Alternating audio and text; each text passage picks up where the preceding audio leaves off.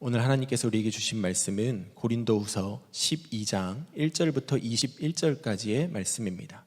봉독은 1절부터 10절까지 하도록 하겠습니다. 자랑함이 나에게 이로울 것은 없으나 이미 말이 나왔으니 주님께서 보여주신 환상들과 계시들을 말할까 합니다. 나는 그리스도를 믿는 사람 하나를 알고 있습니다. 그는 14년 전에 셋째 하늘에까지 이끌려 올라갔습니다. 그때 그가 몸 안에 있었는지 몸 밖에 있었는지 나는 알지 못하지만 하나님께서는 아십니다. 나는 이 사람을 압니다. 그가 몸을 입은 채 그렇게 했는지 몸을 떠나서 그렇게 했는지를 나는 알지 못하지만 하나님께서는 아십니다. 이 사람이 낙원에 이끌려 올라가서 말로 표현할 수도 없고 사람이 말해서도 안 되는 말씀을 들었습니다. 나는 이런 사람을 자랑하려고 합니다. 그러나 나 자신을 두고서는 내 약점밖에는 자랑하지 않겠습니다. 내가 자랑하려 하더라도 진실을 말할 터이므로 어리석은 사람이 되지는 않을 것입니다. 그러나 자랑은 삼가겠습니다. 그것은 사람들이 내게서 보거나 들은 것 이상으로 나를 평가하지 않게 하려는 것입니다. 내가 받은 엄청난 계시들 때문에 사람들이 나를 과대평가하는지도 모릅니다. 그러므로 내가 교만하게 되지 못하도록 하나님께서 내 몸에 가시를 주셨습니다. 그것은 사탄의 하수인이라고 할 수 있는데 그것으로 나를 치셔서 나로 하여금 교만해지지 못하게 하시려는 것이었습니다. 나는 이것을 내게서 떠나게 해달라고 주님께 3번이나 간청하였습니다. 그러나 주님께서는 내게 이렇게 말씀하셨습니다. 내 은혜가 내게 족하다. 내 능력은 약한 데서 완전하게 된다. 그러므로 그리스도의 능력이 내게 머무르게 하기 위하여 나는 더욱더 기쁜 마음으로 내 약점들을 자랑하려고 합니다. 그러므로 나는 그리스도를 위하여 병약함과 모욕과 궁핍과 박해와 곤란을 겪는 것을 기뻐합니다. 내가 약할 그때에 오히려 내가 강하기 때문입니다. 아멘. 하나님의 말씀입니다. 자리에 앉으시겠습니다. 새로운 교회가 하나 시작이 되었습니다. 저희 교회, 젊은이 교회, 또 갈렙 교회, 또 중국어 예배 교회가 있는데 이번에 온라인 교회가 하나 세워졌습니다. 작년 한 해 내내 하나님께서 온라인 세계 안에 교회 공동체를 세우는 것에 대한 마음을 주셨습니다. 최효율 목사님께서 담당하셔서 이제 교회가 시작이 되는데 그저 동영상 설교를 보는 정도의 교회가 아닙니다. 정말 완전한 교회, 성도의 교제가 있고 제자 훈련이 있고 양육도 있고 소그룹 모임도 있고 전도도 하고 봉사도 하는 교회 모든 기능을 온라인상에서 함께 나누는 교회입니다. 여러분 중에 또 혹시 이 방송을 듣는 분 중에 해외에 있다거나 도무지 지역교회에 소속되기가 어려운 사정이신 분들은 온라인 교회에 오셔서 여러분들의 교회 공동체를 꼭 경험해 보시기를 바랍니다. 사도 바울이 고린도 후서 11장에서 나는 약점을 자랑한다고 하는 말씀을 하셨는데 쉽게 이해하기 어려운 말씀입니다. 사람이 약점은 부끄러운 것이고 감추기 마련인데 약점을 자랑할 수 있을까? 믿어지지도 은혜가 잘 되지도 않는 말씀입니다. 그래서 사도 바울이 고린도후서 12장에 와서 왜 자기가 약점을 자랑하게 되었는지에 대해서 좀 더 자세하게 말씀을 하고 있습니다. 사도 바울은 굉장한 은혜를 받은 사람입니다. 예수님의 12제자 중에 한 사람은 아니었지만 실제로 다메섹 도상에서 빛 가운데 임하시는 예수님을 직접 만났습니다. 그리고 예수님으로부터 이방인들의 사도로 임명을 받았습니다. 그 후에 3년 동안 아라비아 광야에 가서 거기서 성령의 직접적인 가르치심 아래 복음과 하나님의 나라에 대한 놀라운 비밀을 알게 되었습니다. 아마 그때지 않았을까 싶은데 사도 바울이 3층천에 낙원에 올라가는 체험도 했습니다. 거기서 도무지 설명할 수도 없고 사람의 말로 말해서도 안 되는 놀라운 일들을 보고 들었습니다.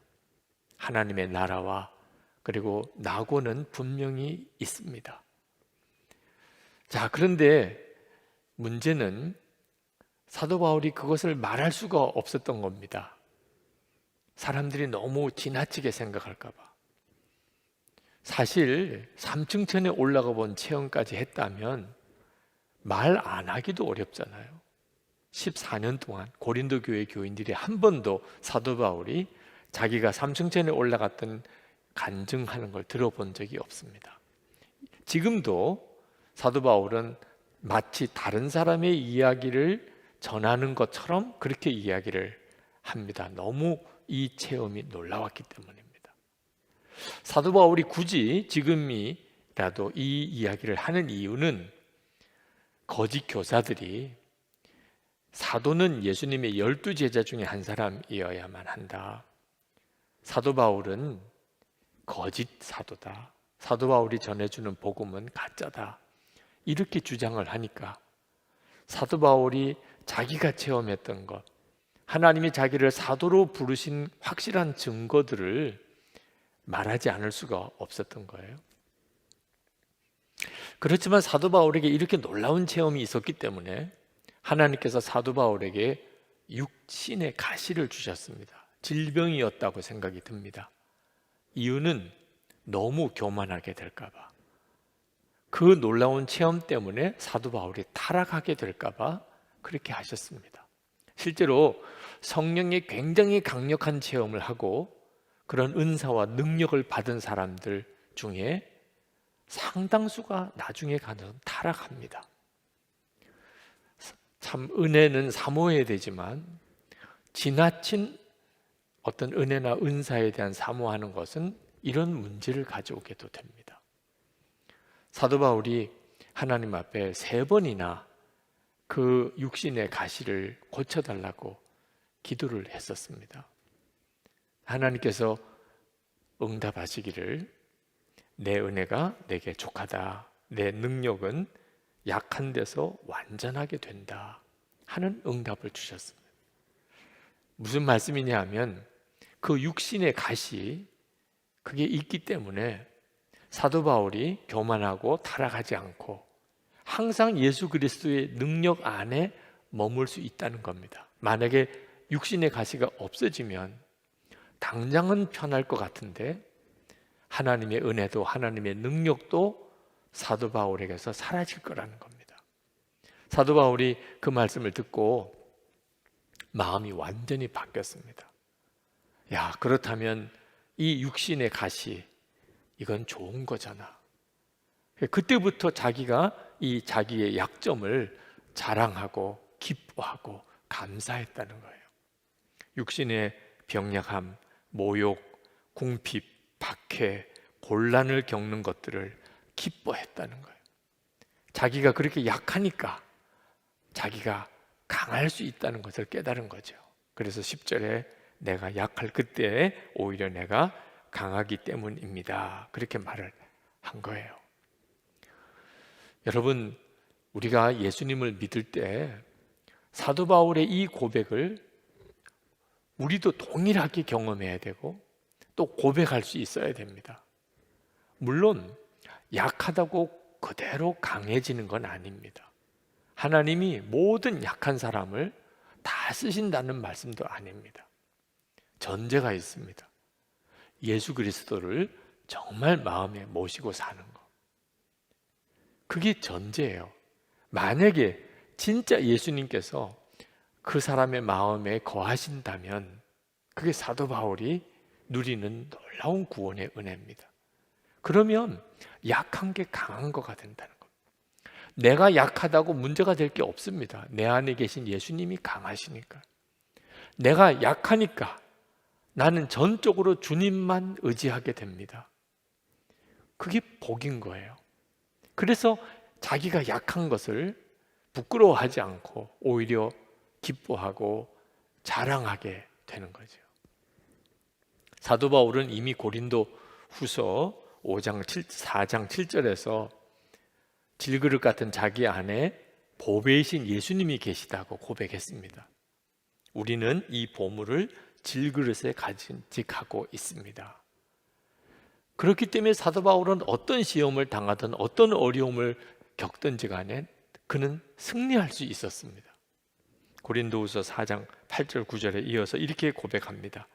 우리는 사방으로 죄어들어도 움츠러들지 않으며 답답한 일을 당하여도 낙심하지 않으며 박해를 당해도 버림받지 않으며 거꾸로 뜨림을 당해도 망하지 않습니다. 초점은 자기가 질그릇 같다는 데 있지 않다는 겁니다.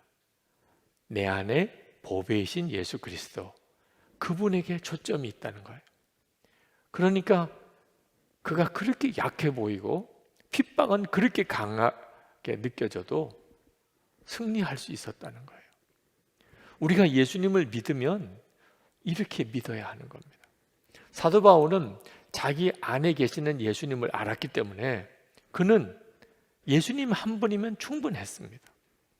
고린도 교회에서 목회할 때도 사도 바울은 고린도 교인들에게 자기 생활비나 사례비를 요구하지 않았어요. 아니, 아버지가 자식에게 주는 거지 아버지가 자식에게 뭘 바라겠냐. 오히려 사도 바울은 고린도 교인들에게 더 주기를, 자기가 가진 모든 것을 주기를 바랐지 아무것도 요구하는 게 없었어요. 그래서 이것 때문에 오해를 단단히 받았습니다. 거짓 교사들이 사도 바울이 그렇게 한 것을 가지고 교묘한 속임수라고 이야기를 했어요. 그들은 예수님과 동행하는 사람이 아니었기 때문에, 예수님 한 분이면 충분한 것을 그들은 몰랐기 때문에 그렇게밖에는 설명할 수가 없었어요. 아, 사람인데 자기는 뭘 먹고 살아? 사도 바울이 고린도 교인들에게 여러분들이 내 삶을 다 알지 않습니까? 내가 진짜 그랬는지 안 그랬는지 여러분들이 다 알잖아요. 사도 바울이 바랬던 것은 오직 하나예요. 고린도 교인들이 믿음으로 바로 서는 것. 고린도 교인들로부터 뭘 얻고자 하는 게 없었어요. 고린도 교인들 그들이 바로 서는 것을 원했을 뿐이에요. 14절에 이렇게 말합니다. 그러나 여러분에게 폐를 끼치는 일은 하지 않겠습니다. 내가 구하는 것은 여러분의 재물이 아니라 바로 여러분입니다. 사도 바울도 그랬고, 사도 바울이 보낸 디도, 사도 바울이 보낸 디모데 다 똑같았어요. 그들은 예수님 한 분이면 충분했어요. 이게 정말 놀랍지요. 우리가 정말 예수님으로 바로 살면 교회 공동체가 그렇게 바뀌게 돼 있어요. 그런데 우리가 예수님을 믿어도 예수님과 동행하는 삶, 예수님이 내 마음에 거하시는 것을 진짜 알지 못하면 고난은 두려워서 피하고 내 약점은 부끄러워서 감추고, 그러니까 평생 사실 구원의 기쁨을 누리고 살지 못하는 겁니다. 그리고 교회 공동체는 세상과 별로 다를 바가 없어요. 예수님이 정말 마음에 계신 것을 모르는 교인들끼리 모이면 모여서 싸우고 시기하고 질투하고 갈라지고 세상 똑같은 죄를 교회 안에서 짓게 되어 있습니다. 이것이 사도 바울이 고린도 교회를 향한 걱정이었어요. 이제 고린도 교회에 내가 찾아가게 될 때 너희들에게서 이런 모습을 보게 될까 봐 내가 걱정이다. 그게 20절, 21절에 나옵니다. 여러분 가운데서 싸움과 시기와 분노와 경쟁심과 비방과 수군거림과 교만과 무질서가 있지는 않을까 두렵습니다.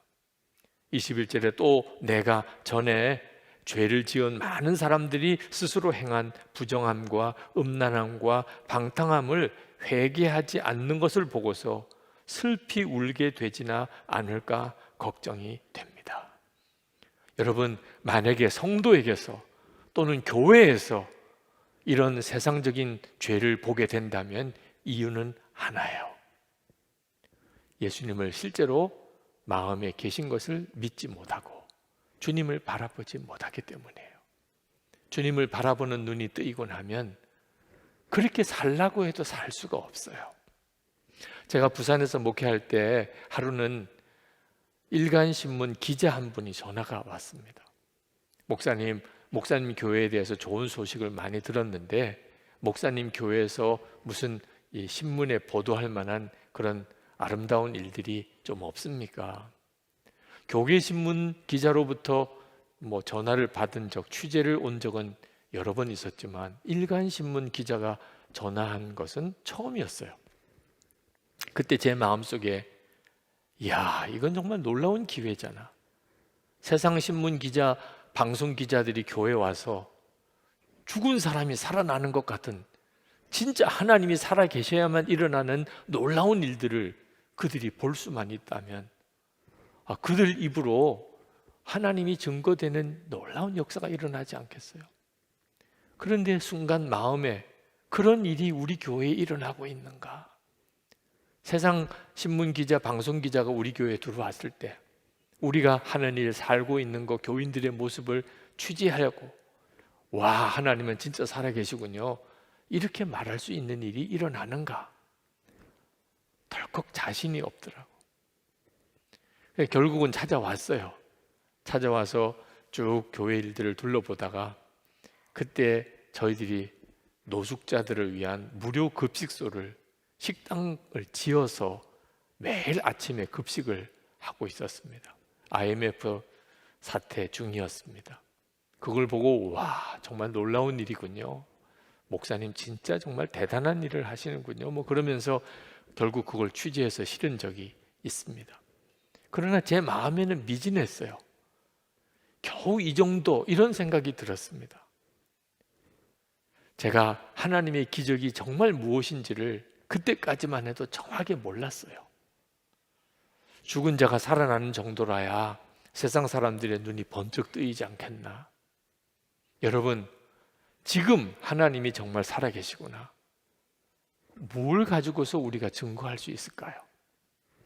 죽은 자가 살아나는 거, 암 환자가 고침받는 거, 걷지 못하던 자가 걷는 이런 기적들일까요? 그런 기적이 일어나면 사람들이 놀라겠죠. 그러나 진짜 기적은 사실은 그게 아닙니다. 성지순례를 교우들과 같이 가보면 다들 은혜를 받고 감동을 받아요. 비용이 만만치가 않은데도 가서 무엇에 감동을 할까요? 갈릴리 호수를 거닐고 예루살렘 거리를, 십자가의 길을 걷고 예수님이 다니셨던 광야길을 걸으면서 거기서 깊은 감동과 은혜를 받는데 예수님께서 한때 여기에 계셨다. 그게 핵심이에요. 예수님께서 한때 바로 이 자리에 계셨다. 이 길을 걸으셨다. 그것 때문에 그렇게 은혜들을 받는 거예요. 성지순례를 갔다 오면서, 몇 번을 다녀오면서 만약에 예수님이 한때 그 자리에 계셨던 것만 가지고도 이 정도 은혜를 받는다면, 그래서 그 많은 비용을 들여서라도 성지순례를 간다면, 지금 바로 이 시간에 우리 가운데 예수님이 계신 것, 늘 우리와 함께 예수님이 동행하시는 것이 진짜 믿어진다면 성지순례가 문제겠냐 말이에요. 이야, 진짜 기적이 뭐겠어요? 지금 주님이 우리 가운데 함께 계신 거예요. 여러분, 한번 생각해 보세요. 정말 나는 죽고 예수로 사는 사람, 24시간 주님을 바라보고 주님과 동행하는 사람, 그래서 항상 기뻐하고 모든 일에 감사하고 오직 사랑만 하고 원수도 용서하고 사랑하고, 하나님의 뜻이라면 고난도 축복이라고 믿고 은밀한 죄 다 이제는 끊어버리고 거룩하게 그렇게 사는 사람이 있다면, 여러분, 이게 기적이잖아요. 여러분의 가족이나 친척 중에, 여러분이 일하는 일터에서, 여러분 지금 교회 공동체에서 그런 사람을 찾아볼 수 있는 게 쉽습니까? 진짜 기적은 정말 예수님이 마음에 계신 것을 믿고 그 주님과 동행하는 거예요. 여러분, 한국교회 새 부흥은요, 그냥 막연히 기다리면 언제 오는 게 아닙니다. 한두 사람이라도 예수님이 정말 마음에 계신 것을 믿고 그 주님을 바라보고 주님과 동행하는 삶을 살기 시작하면 한국교회의 부흥이 시작되는 거예요. 그런 사람들이 계속 늘어나기 시작하면 세상이 깜짝 놀라게 되는 거예요.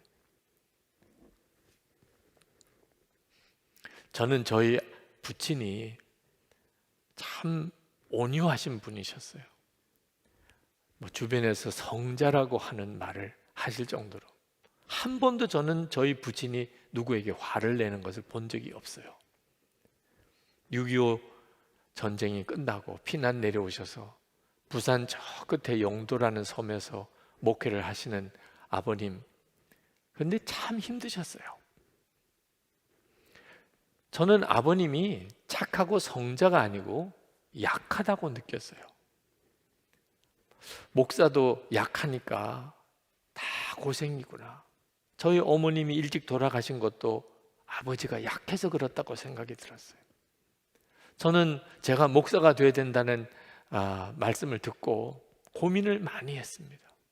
그리고 제 마음에 속으로 다짐하기를 나는 약한 목사는 안 돼야 되겠다. 목사도 강해야 한다. 그래야 가족도 지키죠. 그렇게 생각을 했었어요. 그런데 저는 목사가 되면서 엄청난 열등감에 사로잡혀 시달림을 받았습니다. 목사로서의 재주와 능력이 제게는 너무 부족하다고 느꼈어요. 특히 설교가 문제였어요. 설교를 좀 제대로 잘하려면 사람들을 웃기고 울리고 이런 재주도 좀 있어야 되잖아요. 말 재주도 있고 언변도 있고 좀 그래야 되잖아요. 저는 사람들 앞에 나서서 말하는 게 항상 부끄럽고 자신 없고 그런 유형의 사람이었습니다. 강한 목사가 되고 싶은데 저는 너무 초라하고 약하고 특히 설교가 제대로 자신이 없어요. 근데 그때 하나님의 말씀이 저를 완전히 바꾸었습니다. 고린도전서 1장 27절 29절에 보니까 하나님이 약한 자를 택하여 강한 자를 부끄럽게 하려 하신다. 저는 약하면 죽는 줄 알았어요. 그런데 하나님이 약한 자를 택하여 강한 자를 부끄럽게 하려 하신다. 믿어지지도 받아들여지지도 이해도 안 되는 겁니다. 그러나 성경 말씀인데 믿어야 할 거 아니에요. 목사인데. 그것 때문에 며칠을 고민하다가 이건 결단이 필요하구나. 믿어져야 믿는 게 아니고 믿기로 결단해야 되는 거구나. 그래서 성경책을 펴들고 하나님 믿겠습니다. 그 고백밖에 아니었어요. 믿겠다고. 그리고는 꼬꾸라져서 울었어요. 아니 성경 말씀을 믿겠다는데 그렇게 눈물이 나더라고. 하나님의 말씀을 진짜 믿는 것은 엄청난 일이더라고. 그리고 비로소 저 자신에 대한 열등감에서 벗어났어요. 더 이상 나는 약해서 이런 말 안 하기로 했다. 그렇지만 제 약점을 기뻐하고 자랑하기까지는 안 되더라고.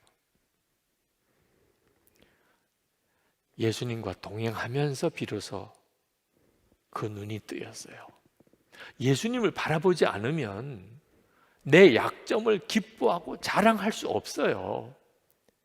예수님을 인격적으로 점점 깊이 알고 매일 주님과 동행하면서 비로소 내 약한 것이 이게 기쁜 일이구나. 이게 자랑이구나. 그때서야 마음에 와닿더라고요. 제가 약하니까 항상 예수님만 바라보게 되는 거예요. 뭘 하든지 항상 주님만 주목하게 되는 거예요. 매일 일기를 써가면서 주님만 생각하게 되는 거예요. 선한목자교회가 갑자기 짧은 기간에 크게 성장했다고 많은 분들이 주목을 하는데 대부분 잘못 생각하는 것이 유기성 목사 때문에 선한목자교회가 부흥됐다는 거예요. 그렇지 않습니다. 저는 정말 재주도 능력도 약점도 엄청 많은 사람. 선한 목자 교회라고 무슨 완전한 교회겠습니까? 담임 목사인 제가 그러니까 그럴 수밖에 없는 거죠. 그런데 어떻게 선한 목자 교회가 그 짧은 시간에 교인들이 그렇게 많이 모일 수 있었을까요? 이유는 하나더라고요. 제가 너무너무 저 자신이 약하니까 계속 주님만 바라보게 되고, 그러니 당연히 설교 때 저는 주 예수님만 증거하는 거예요. 오늘도 똑같지요. 아마 어떤 분들은 지겨울 거예요. 그러나 예수님을 갈망하는 분, 진짜 예수님을 만나고 싶은 분, 정말 주님과 동행하고 싶은 분들이 모이는 거예요. 그게 선한 목적의 부흥의 이유예요. 그러니 제 약한 점이 오히려 기쁨이고 자랑이 되는 거죠. 저는 제 목회 인생의 가장 정점에서 이제는 이제 내리막길에 들어섰습니다. 2년이 지나면 전 이제 은퇴해요. 사람이 늙는다, 은퇴한다, 그건 두려운 이야기잖아요. 슬픈 이야기잖아요. 저도 사람이 나이 들어서 늙고 또 어린애 같이 되고, 그리고 때때로 추해지고 다른 사람 의존하게 되고, 그런 경우를 많이 보았어요. 치매에 걸려서 고생하시는 분들도, 그런 목사님들도 사모님들도 많이 봤습니다. 이제는 저도 그 반열에 들어서는 거죠. 그런데 주님이 저에게 나이 늙는 거, 은퇴하는 거 절대로 부끄럽게 생각하거나 두려워하지 마라. 기뻐하라는 거예요. 약할 때 강하니까. 저는 이번에 설교를 준비하면서 주님이 그때 제게 주신 말씀이 동일하게 느껴졌어요. 충청도에 목회하시는 어느 목사님이 시력이 안 좋으시고 점점 눈이 안 보이는데 지금은 아주 안 보이세요. 그러니 목사가 아무것도 보지 못하니 목회를 어떻게 합니까? 암송했던 성경 구절, 또 들리는 그런 성경을만 들으면서 주님만 묵상하고 사세요. 그러면서 깨달아지는 은혜들, 말씀을 사모님에게 말로 쭉 설명합니다. 사모님은 그걸 받아 쓰세요. 그러다가 정리가 되면 목사님에게 그 받아 쓴 걸 다시 읽어줘요. 그럼 목사님이 또 수정을 해줍니다. 주일 설교를 그렇게 하세요. 사모님이 대신 읽으세요. 그런데 교인들이 너무너무 은혜를 받아요. 목사님의 그 말씀에서 맑은 생수의 은혜를 경험을 하는 거예요. 13살에 전신마비가 된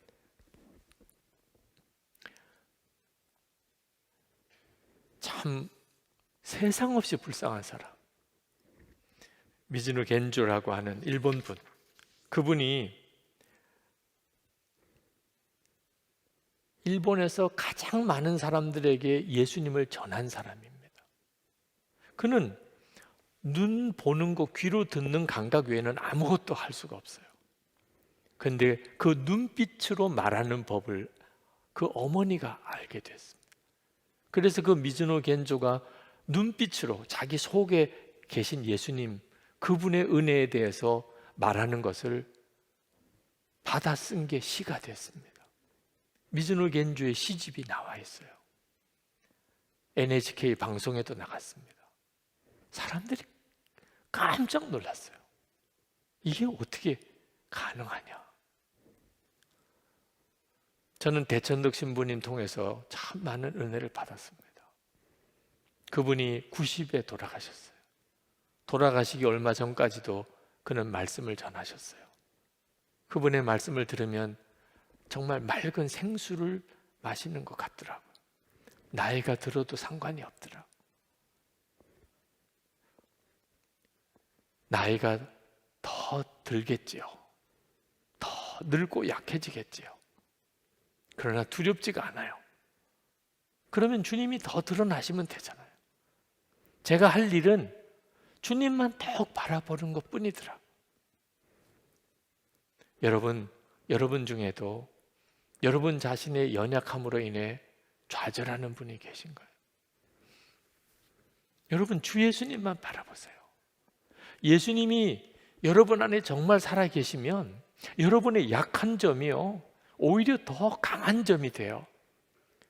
가족들에게도 그랬습니다. 예수님만 여러분 안에 분명히 계신 것만 믿으세요. 그 주님만 바라보세요. 그러면 여러분의 그 연약함이 가족들과 주위에 있는 모든 사람들에게 주님의 영광을 드러내게 돼요. 두려운 거, 고난도 두렵지가 않고 약점도 부끄럽지가 않은 것, 이게 예수 믿으면 일어나는 엄청난 구원의 역사예요. 영생만 아닙니다.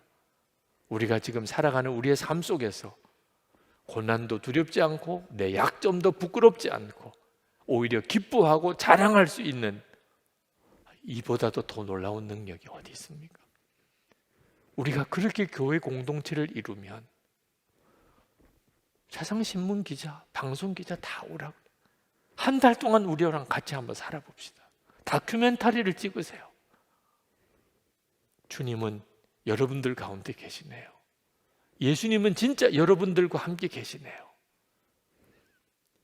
우리가 이렇게 한번 정말 살아봐야 됩니다. 주님과 동행하는 삶을 꼭 사시기를 축복합니다. 우리 기도하실 때 정말 사도 바울처럼 주님, 약점도 자랑할 수 있는 그 믿음, 약점을 오히려 기뻐하고 약할 때 강해지는 그 역사 제게도 일어나게 해 주옵소서. 예수님 이미 제 안에도 계시니 주님만 더욱 주목하고 바라봅니다.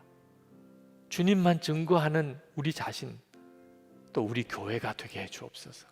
한국 교회가 그리 되게 해 주옵소서. 우리 통성으로 기도하겠습니다. 은혜와 사랑이 충만하신 아버지, 놀라우신 하나님, 하나님의 놀라우고도 크신 역사하신 주님 감사합니다.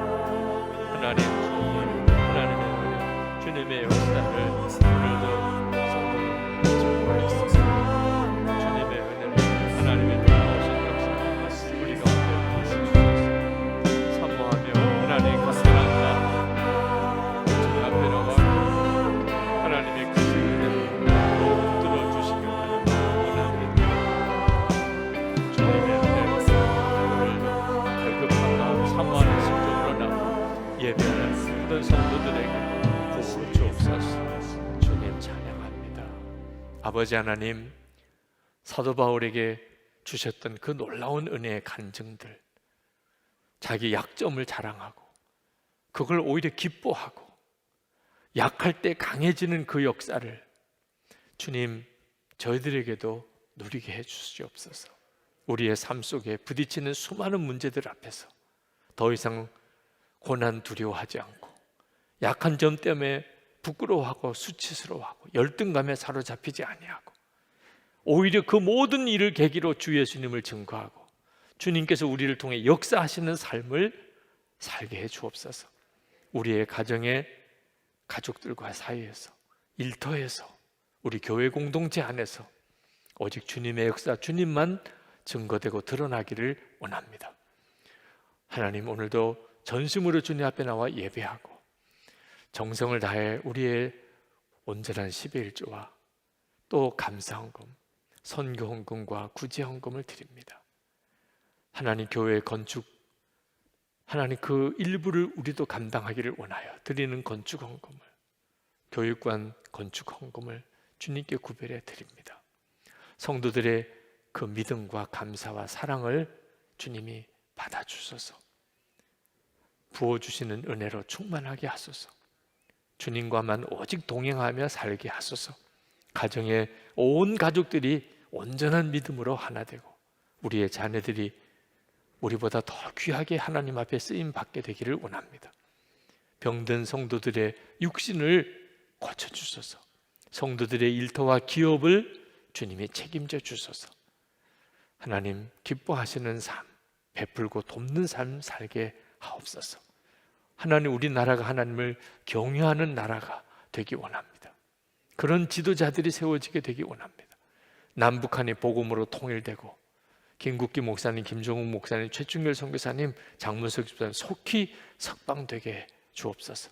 전 세계의 코로나19가 다 이제는 종식되고, 하나님 세계 열방의 대부흥, 영적 대각성이 일어나게 하소서.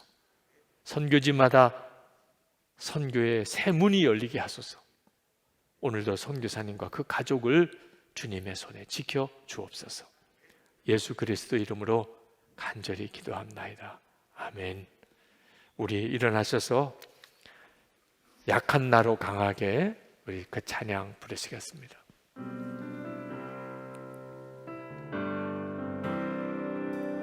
약한 나로 강하게 가난한 날 구하게 눈먼 날 볼 수 있게 주에게 내가 약한 나로 강하게 약한 나로 강하게 가난한 날 구하게 눈먼 날 볼 수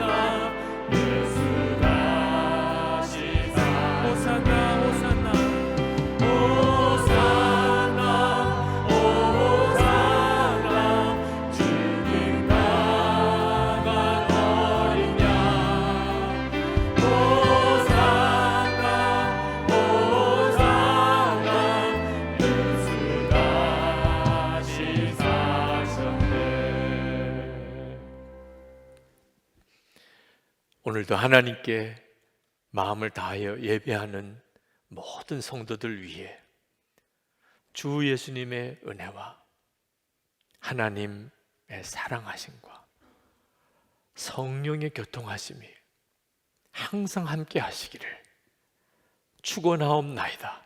아멘.